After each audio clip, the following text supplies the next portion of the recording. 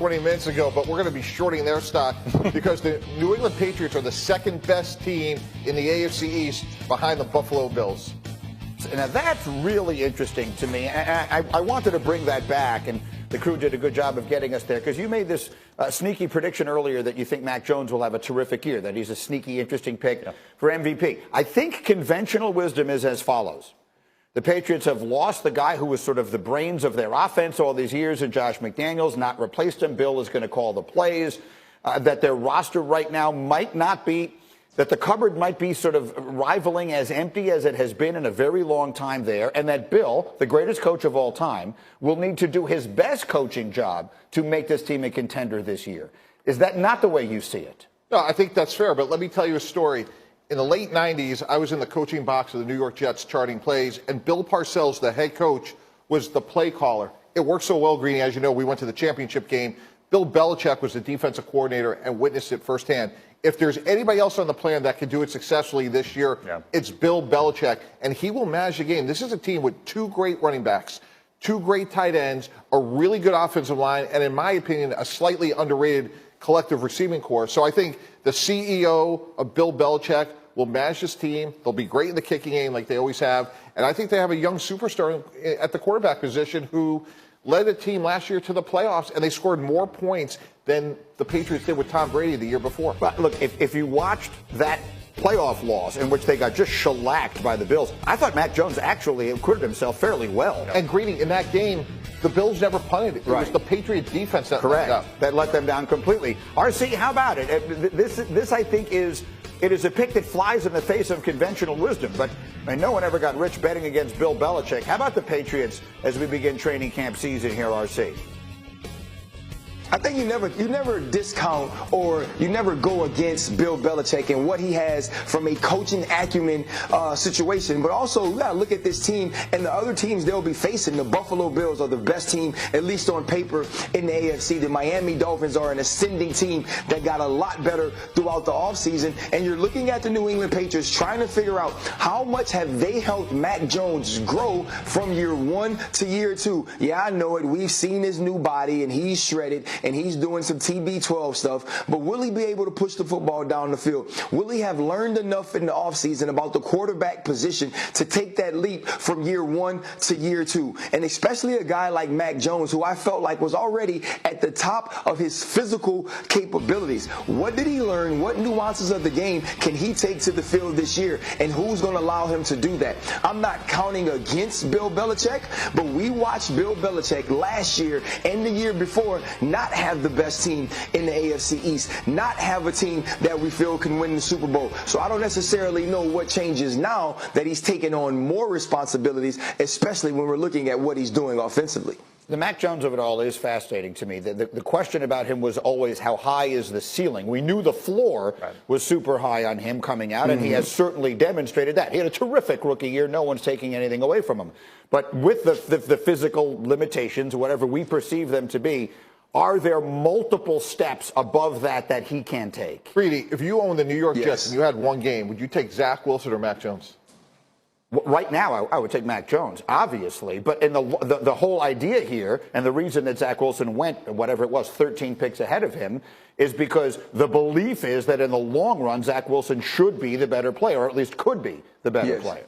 Yeah, and I think we got to go by what we see. I think Mac Jones has played really good football for a long time. And again, I'm shocked that the Carolina Panthers passed on him a year ago in the draft, and I think a lot of teams are going to regret that. Fowler, what are you hearing? We're going to see how much Bill Belichick trusts Mac Jones, because talking to some coaches around the league, they're wondering how liberated Mac Jones will be in year two. They felt like as a rookie, he was very well protected by the offense, some short throws, not too many pass attempts. That's understandable, rookie quarterback, good running backs, ball control.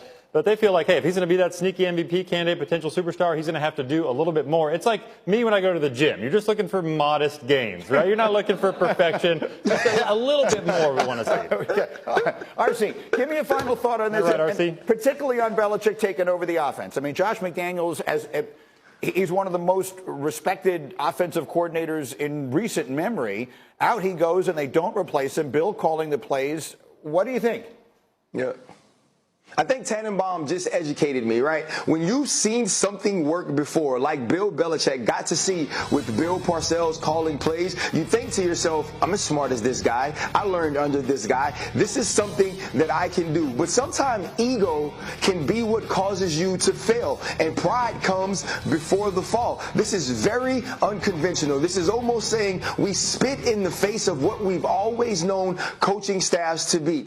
I think that Bill Belichick understands football enough to be able to coordinate, strategize, and scheme offenses. But calling plays is not only a science, but it's an art. It's something you have to feel. It's something you have to vibe with. And doing it defensively and offensively is different. You have to be in tune with your quarterback, your players, and understand what the situation needs at that time offensively.